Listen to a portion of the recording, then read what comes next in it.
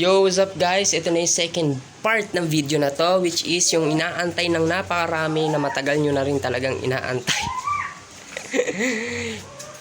Which is yung Trinx K036 Striker. Ayan, blue lahat. Muntik na siya maging blue lahat. Oh, gitna natin. Okay.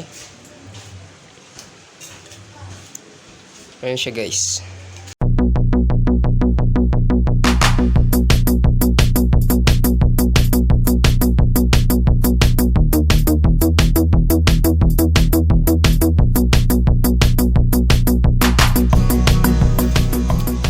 Okay, bike check na natin siya. Simulan natin sa stem. Ang stem na ito is Trinx Ren. Yung stock ng Trinx, kinulayan lang ng metallic blue. Ayan. Ang clamping size is 31.8, oversize. Ang handlebar niya is stock din ng Trinx, nagasgas lang kasi may kinere ako dating rims. So dito ko linagay, ayan, nagasgas niya yung pintura. Ang grips niya is foam. Tapos may Trinx na and grips. Ang brake lever is alloy. Wala siyang brand, nabili ko lang siya sa Shopee. Dati kasing brake lever nito is Ragusa, though bumagsak na putol, so pinalitan ko. Naka pa lang to, naka-mechanical disc brake.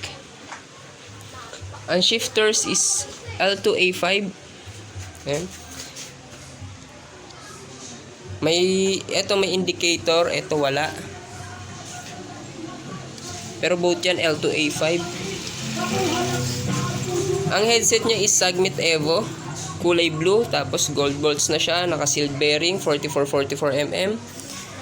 May spacer to, 4, 3 blue, then isang black.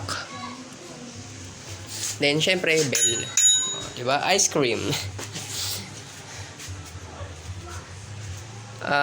Ito pa rin yung hanggang ngayon di ko matukoy kung ano ba talaga headset na ito, kasi ang kinabit ko dito is 4444, ginawa lang namin ng paraan.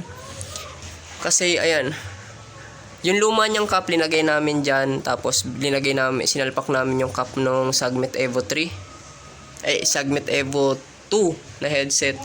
Para magkasya siya kasi di talaga namin makuha yung size nito. Or di ko pa siya nadadala sa ibang bike shop. Dito pa lang sa bike shop dito. Baga, kulang sila sa gamit para matry yung malaman kung anong headset niya talaga. Pero goods naman yung 4444 na nilagay ko. So, natry na yung 4445, hindi kasya yung nandito sa baba, malaki. Ayaw pumasok ng bearing kasi masyadong malaki. Yung 4252 naman, parang malaki pa rin yung 52, nakalimutan ko. Then ito 4444, sobrang luwag naman. Yung cup naman yung hindi magkasya, sobrang luwag. So, ginawa na lang namin ng paraan para magkasya siya. Okay. Ang fork na ito is, kalimutan ko yung brand. GST. Okay. Kinalawang na. GST fork, may na siya, may lockout na siya. Preload adjuster. So, ang fork na ito is pang 27.5. Tapos yung frame is 26er. Yan. Nakaangat lang yung unahan niya, pero goods naman. Para dito lang naman din siya gagamitin. Okay. Yung wheel set, ito Leo tires na 24. Yun pa, 24ER lang yung wheel set niya. This is Leo tires Madimax.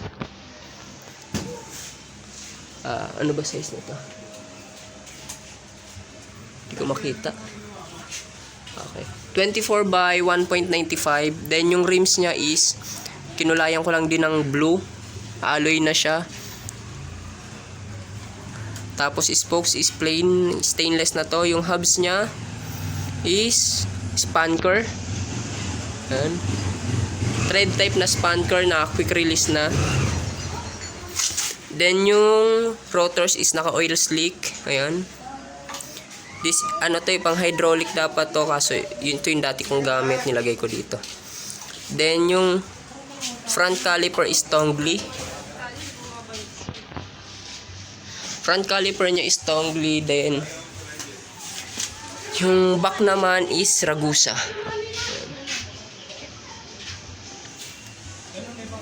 Thread type siya, naka 3x9. Okay. Ang FD is L2 din, L2A5. Ayan. Then 3-speed na crank. Tapos ang cassette is naka 9-speed, 13x32. Then ang RD is L2A5 din na naka ceramic pulley na kulay blue. Ayan. Yung chain is Shimano Diore. Tapos yung wheelset sa likod, ganun pa rin, Madimax na Leo tires. Okay. Yung seat post na ito, dito tayo sa frame. Yung seat post na ito is straight lang din. Ayan. K036 Striker. Yung binaba kasi namin ng todo. Pero yung seat tube, seat post is 777 na alloy. Ayan, tapos yung saddle niya, ayan, may Virtus saddle, ayan. Tapos linagyan lang namin ito para hindi masakit sa puwet. Ang size ng seat tube na ito is 28.6, tapos yung seat post na gamit ko is 27. So nilagyan lang namin siya ng shim. Ayan. Tapos may fender na aerobic fender, bottle cage. Okay, ito yung sa cable routing niya, naka-external pa siya. Ito lang yung naka-external cable routing dito sa tatlong bike na to. Yung brake niya sa likod, dito dumadaan, ayan. Dito, papunta dyan. Then, papunta sa caliper. Yung sa FD at RD naman, dito sa ilalim, sa bottom, sa down tube, dumadaan, ayan. Ayan siya, tapos dito. Kung yung Avia kanina, ang kinaganda is hindi exposed yung mga cables. Ito naman yung downside ng frame na to. Expose yung mga cables niya sa mga elements, so kailangan siyang alagaan. Ayan, kailangan siya i-lube lagi para hindi kalawangin. Tapos kailangan ng panailinis para yung mga dumi niya matanggal. Kasi mula dito hanggang dito sa ilalim, hindi nga mula dyan, dire-diretso na. Expose na lahat ng cable niya. Ayan, wala nang wala nang housing yan dyan. Oh. Same goes sa RD. Ayan, mula dito, pababa, hanggang dito, expose na yung RD niya, yung shifter cable ng RD. So,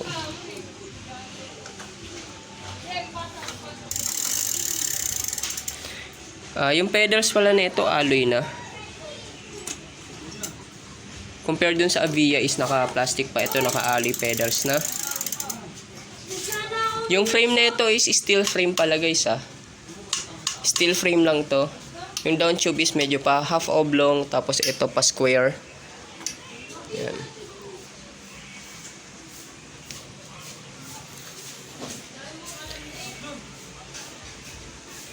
So, ayun, natapos na rin tong build na to. Ngayon, linagay ko yung cap nung weapon. Dito ko na kinabit.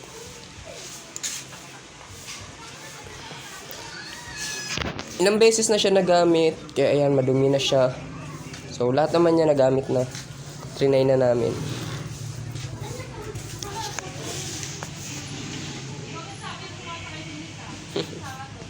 Ayun guys, yun nga, natapos na yung build natin at Trinks. Matagal-tagal na itong tapos. Kaso may mga pinapalitan pa.